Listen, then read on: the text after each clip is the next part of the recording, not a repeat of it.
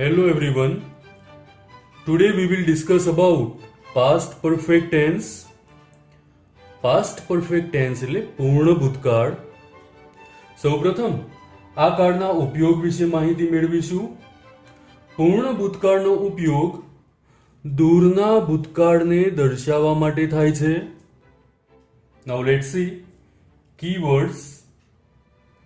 આ કાળના keywords before, after અને when છે. Now let's see sentence pattern. Subject એટલે કર્તા. વાક્યની શરૂઆતમાં કર્તા લખીશું. કર્તા પછી હેડ પ્લસ ભૂતકૃદંત લખીશું પ્લસ ઓબ્જેક્ટ.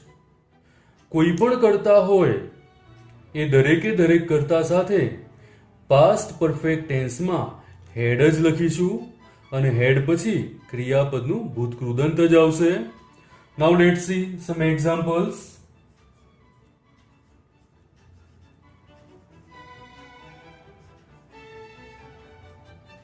કર્તા તરીકે આપણે કિંગ લખીએ છીએ. કિંગ હેડ ક્રિયાપદનું ભૂતકૃદંત કિલ્ડ. A deer. રાજાએ હરણને મારી નાખ્યું હતું. પૂર્ણ ભૂતકાળ છે માટે આપણે હેડનો ઉપયોગ કર્યો અને હેડ પછી કિલનું ભૂતકૃદંત કિલ્ડ લખ્યું છે. નાઉ લેટ્સ સી અનધર એક્ઝામ્પલ. અહીંયા કર્તા તરીકે રોહન લખીએ છીએ. રોહન પછી શું આવશે? હેડ ક્રિયાપદનું ભૂતકૃદંત બોટ લખીએ છીએ. બોટ એ બાયનું ભૂતકૃદંત છે.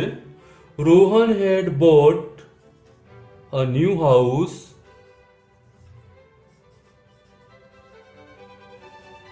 years ago.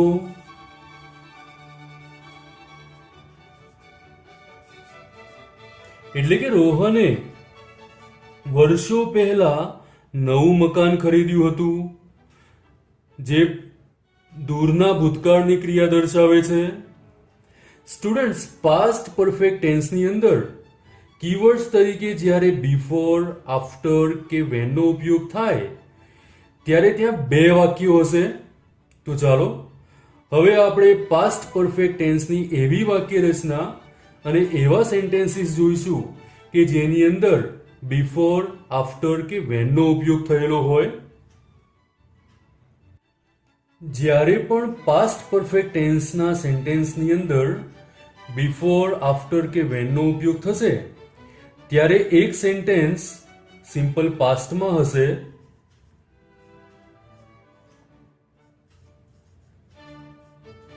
જ્યારે બીજું sentence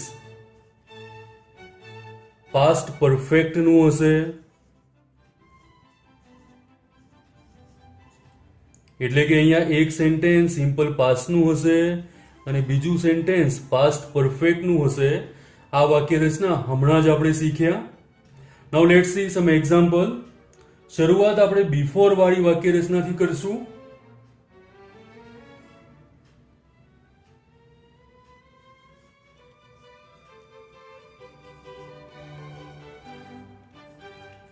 Students had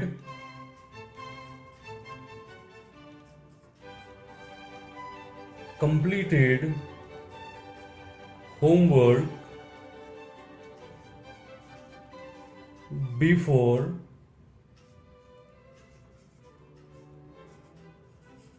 teacher came. Students had completed homework before teacher came.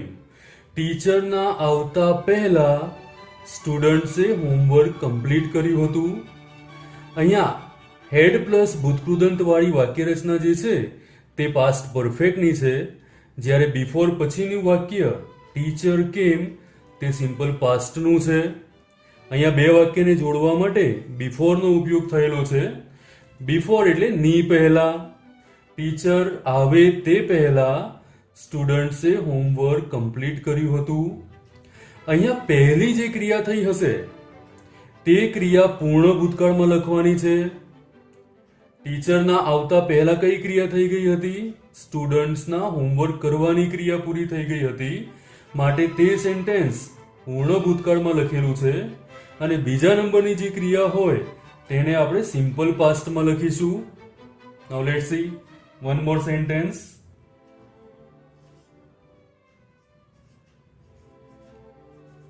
Pune had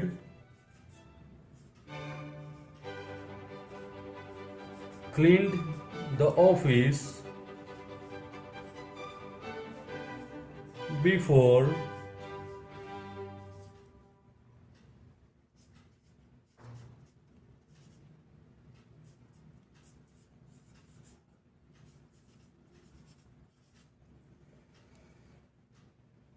Pune had cleaned the office before principal came.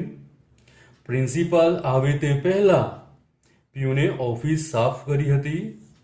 Office સાફ કરવાની ક્રિયા પહેલી છે, માટે એને પૂર્ણ ભૂતકાળમાં લખી. અને પ્રિન્સિપાલની આવવાની ક્રિયા બીજા નંબરની છે, માટે તેને સિમ્પલ પાસ્ટમાં લખ્યું છે. હવે આપણે એવા સેન્ટેન્સીસ જોઈશું કે જે સેન્ટેન્સીસને જોડવા માટે આફ્ટરનો ઉપયોગ થયો હોય. Now let's see example number 3. Ajay went to play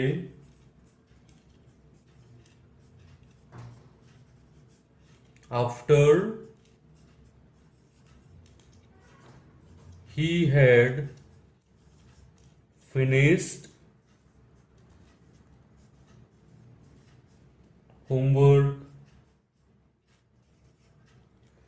homework પૂરું કર્યા પછી અજય રમવા ગયો. અહીંયા આપેલા બે સેન્ટેન્સીસમાં હોમવર્ક પૂરું કરવાની ક્રિયા પહેલી છે, માટે આ સેન્ટેન્સને પૂર્ણ ભૂતકાળમાં લખ્યું છે. અને રમવા જવાની ક્રિયા આ ક્રિયા પછી થયેલી છે, માટે આને સાદા ભૂતકાળમાં લખેલું છે. અને વાક્યમાં આફ્ટરનો ઉપયોગ થયો છે, જેનું ગુજરાતી પછી કરશું. હોમવર્ક પૂરું કર્યા પછી અજય રમવા ગયો. Now let's see one more sentence. I went to station after train had left.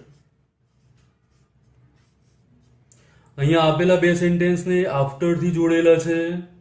આ બંને સેન્ટેન્સીસમાં પહેલી ક્રિયા કઈ થયેલી છે? ટ્રેનના જતા રહેવાની ક્રિયા પહેલી છે, માટે આ સેન્ટેન્સને હેડ પ્લસ લેફ્ટ કરી પૂર્ણ ભૂતકાળમાં લખેલું છે, જ્યારે બીજું સેન્ટેન્સ સાદા ભૂતકાળમાં લખેલું છે. હવે સ્ટુડન્ટ્સ આપણે એવા સેન્ટેન્સીસ જોઈશું કે જે સેન્ટેન્સીસને જોડવા માટે વેનનો ઉપયોગ થયો હોય. When the postman came, I had taken my meal. અહીંયા વેન એટલે કે જ્યારે, ત્યારે એ પ્રકારે ગુજરાતી કરીશું. When the postman came, જ્યારે પોસ્ટમેન આવ્યો ત્યારે I had taken my meal, ત્યારે મેં મારું ભોજન લઈ લીધું હતું. અહીંયા ભોજન લેવાની ક્રિયા પહેલી થઈ છે, માટે આ સેન્ટેન્સને પૂર્ણ ભૂતકાળમાં લખેલું છે. અને ભોજન લીધા પછી પોસ્ટમેનના આવવાની ક્રિયા થઈ હતી, માટે આ સેન્ટેન્સને સાદા ભૂતકાળમાં લખ્યું છે. Let's see example number 6. When I reached home, my mother had cooked good food. જ્યારે હું ઘરે પહોંચ્યો ત્યારે મારા મધરે સારું ભોજન બનાવ્યું હતું. ભોજન બનાવવાની ક્રિયા પહેલા થયેલી છે, માટે આ સેન્ટેન્સને પૂર્ણ ભૂતકાળમાં લખ્યું છે. અને આ ક્રિયા પછી આ ક્રિયા થયેલી છે ઘરે પહોંચવાની, તે સેન્ટેન્સને આપણે સાદા ભૂતકાળમાં લખેલું છે. એટલે જ્યારે પણ પાસ્ટ પરફેક્ટ ટેન્સના સેન્ટેન્સ લખીશું ત્યારે બે સેન્ટેન્સનો ઉપયોગ થયેલો હોય, એટલે કે સિમ્પલ પાસ્ટ ટેન્સ અને પાસ્ટ પરફેક્ટ ટેન્સનો ઉપયોગ કરી સેન્ટેન્સ લખવાનું થાય ત્યારે પહેલી જે ક્રિયા હોય તે ક્રિયા પાસ્ટ પરફેક્ટમાં લખવી. આ ક્રિયા પછી જે ક્રિયા થઈ હોય તે ક્રિયાને સિમ્પલ પાસ્ટમાં લખવું. સ્ટુડન્ટ્સ, હવે પાસ્ટ પરફેક્ટ ટેન્સના સેન્ટેન્સીસનું એક્ટિવમાંથી પેસિવમાં કેવી રીતે લખાય તેના વિશે ડિસ્કસ કરીશું. અહીંયા આપેલું સેન્ટેન્સ આ રીતે છે: Rohan had completed homework before he went to play. Rohan રમવા જાય તે પહેલા તેણે હોમવર્ક કમ્પ્લીટ કર્યું હતું. અહીંયા બે સેન્ટેન્સીસ છે, બે અલગ અલગ કાળના સેન્ટેન્સીસ છે. એક સેન્ટેન્સ હેડ પ્લસ ભૂતકૃદંત વાળું છે, માટે કે આ પૂર્ણ ભૂતકાળનું સેન્ટેન્સ છે, જ્યારે બીજું સેન્ટેન્સ સિમ્પલ પાસ્ટનું છે. તો જ્યારે પણ આવા સેન્ટેન્સીસ હોય અને આવા સેન્ટેન્સીસનું પેસિવ કરવાનું હોય તો જે સેન્ટેન્સ પૂર્ણ ભૂતકાળમાં હોય તેનું જ પેસિવ કરવું. જે સેન્ટેન્સ સાદા ભૂતકાળમાં છે તેનું પેસિવ કરવું નહીં. ચાલો આપેલા વાક્યનું પેસિવ કરીશું. જ્યારે પણ સેન્ટેન્સને પેસિવમાં લખવાનું થાય તો સૌથી પહેલા કાળ નક્કી કરીશું કે કયા કાળનું પેસિવ થશે. અહીંયા આપણે હેડ પ્લસ ભૂતકૃદંત જોઈએ છીએ, હેડ કમ્પ્લીટેડ, મતલબ કે આ જ સેન્ટેન્સનું પેસિવ વોઇસ કરીશું જ્યારે કનેક્ટિવ બિફોરથી માંડીને આખું સાદા ભૂતકાળનું વાક્ય એમનું એમ લખીશું. મતલબ કે રોહન હેડ કમ્પ્લીટેડ હોમવર્ક આટલા જ સેન્ટેન્સનું પેસિવ થશે, બાકીનું સેન્ટેન્સ એમનું એમ લખીશું. તો ચાલો આ સેન્ટેન્સનું પેસિવ કરીએ. જ્યારે પણ એક્ટિવમાંથી પેસિવ કરીશું તો સૌથી પહેલા કર્મ લખવું પડશે. તો કર્મ કેવી રીતે શોધવું?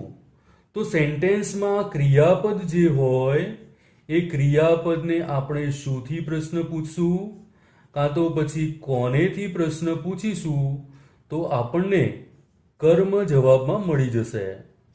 તો આપેલા સેન્ટેન્સમાં ક્રિયાપદ શું છે? કમ્પ્લીટેડ. શું કમ્પ્લીટ કર્યું? તો આન્સર મળશે હોમવર્ક. તો એ કર્મ છે, તો આન્સરમાં પહેલા હોમવર્ક લખીશું.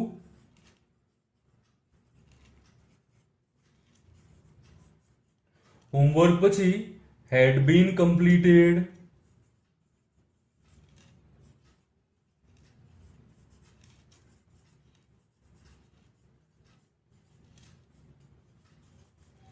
પછી બાય લખી કરતા લખીશું રોહન, કોમા કરી બિફોર છે તો કનેક્ટિવ બિફોર લખવાનું, બિફોર. બાકીનું વાક્ય એમનું એમ, before he went to play.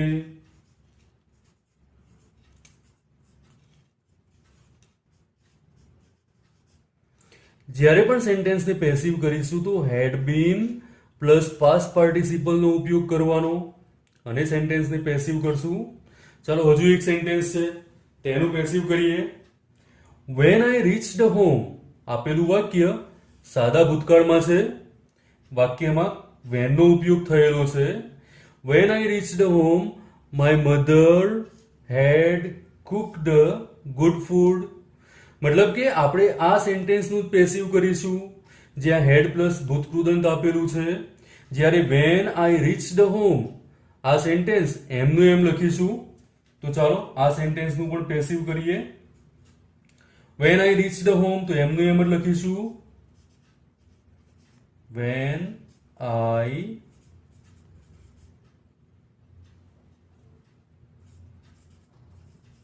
Reached home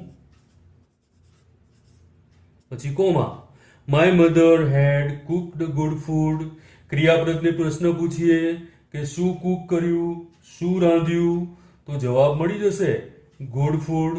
તો એ ઓબ્જેક્ટ છે તો એને પહેલા લખીશું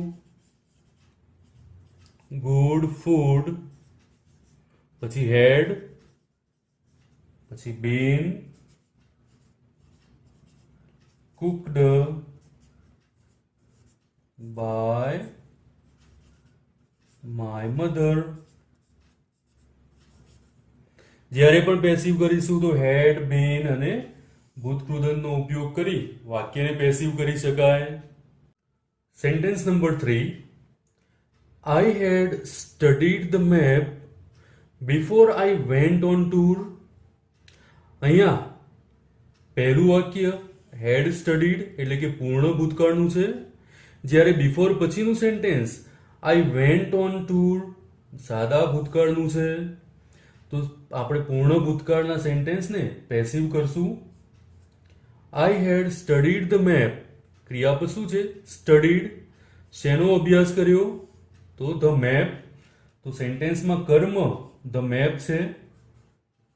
the map had been studied. Had been studied by I ની કર્મ વિભક્તિ થઈ જશે me. આટલું સેન્ટેન્સ એમનું એમ લખીશું before I went on tour. ચલો એક્ઝામ્પલ નંબર 4 એનું પણ પેસિવ કરીશું. Gateman had closed the door before I reached the school. અહીંયા પહેલું સેન્ટેન્સ હેડ ક્લોઝડ પૂર્ણ ભૂતકાળમાં છે, જ્યારે બિફોર પછીનું સેન્ટેન્સ સાદા ભૂતકાળમાં છે. તો આ બંને સેન્ટેન્સમાંથી આપણે કયા સેન્ટેન્સનું પેસિવ કરશું? જે સેન્ટેન્સ પૂર્ણ ભૂતકાળમાં છે તે જ સેન્ટેન્સનું પેસિવ કરીશું. ક્લોઝ ક્રિયાપદ છે, તો શું બંધ થયું? તો આન્સર મળશે ધ ડોર. તો ધેટ ઇઝ ધ ઓબ્જેક્ટ. એને પહેલા લખીશું the door had been closed.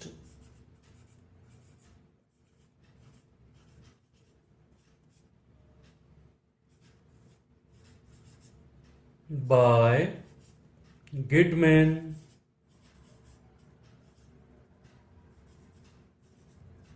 બાકીનું સેન્ટેન્સ એમનું એમ. Before I reached school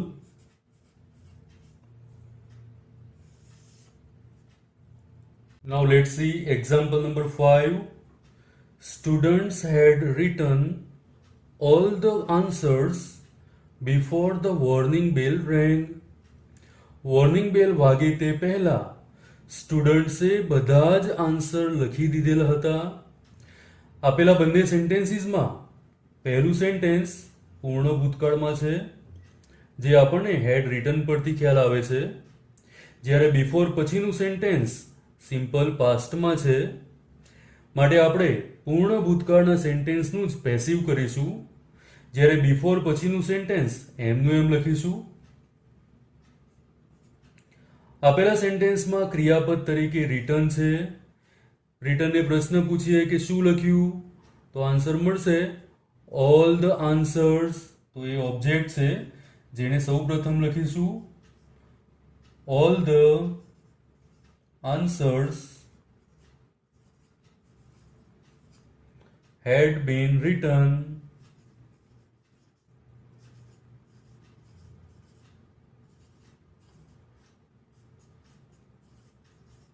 by students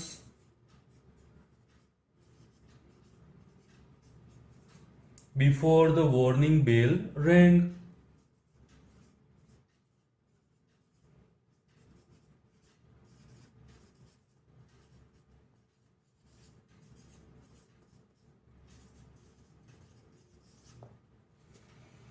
Now let's see sentence number 6. Sonal had typed all the letters when I phoned her. જ્યારે મેં સોનલને phone કર્યો ત્યારે તેણે બધા જ લેટર્સ ટાઈપ કર્યા હતા. આપેલા બંને સેન્ટેન્સીસને વેનથી જોડેલા છે. એમાં પહેલું સેન્ટેન્સ પૂર્ણ ભૂતકાળ છે, આપણને હેડ ટાઈપ્ડ પરથી ખ્યાલ આવશે, જ્યારે વેન પછીનું સેન્ટેન્સ સિમ્પલ પાસ્ટમાં છે. માટે વેન પછીનું સેન્ટેન્સ એમનું એમ લખીશું, જ્યારે પહેલું વાક્ય જે પૂર્ણ ભૂતકાળમાં છે તેનું પેસિવ કરીશું. આપેલા સેન્ટેન્સમાં ટાઈપ્ડ ક્રિયાપદ છે, તો એને પ્રશ્ન પૂછીએ શું ટાઈપ કર્યું? તો આન્સર મળશે ઓલ ધ લેટર્સ. તો એ ઓબ્જેક્ટ છે, જેને વાક્યની શરૂઆતમાં લખીશું all the letters had been typed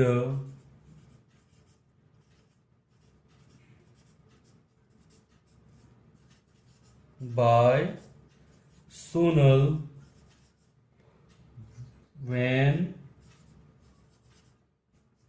I found her. When પછીનું સેન્ટેન્સ આપણે એમનું એમ લખ્યું છે. જ્યારે પહેલું વાક્ય જે પૂર્ણ ભૂતકાળમાં હતું તેનું પેસિવ કર્યું છે અને વાક્યને કમ્પ્લીટ કર્યું છે.